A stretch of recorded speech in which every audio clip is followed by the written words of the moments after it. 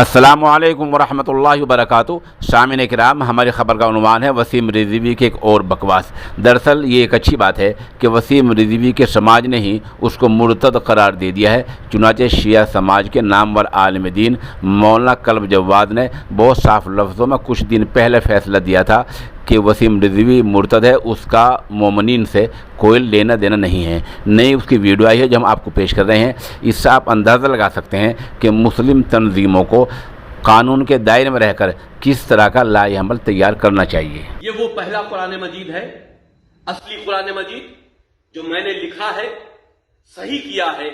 ये पहली किताब इसकी छप कर आई है।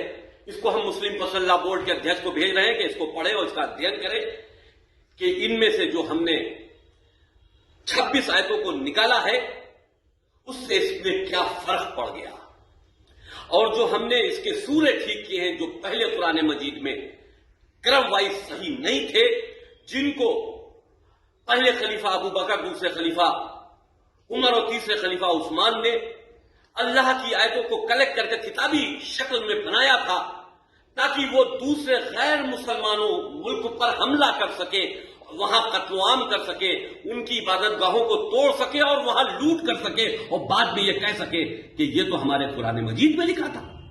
हमने उन 26 आयतों को इस तरह से इसमें से निकाल दिया है।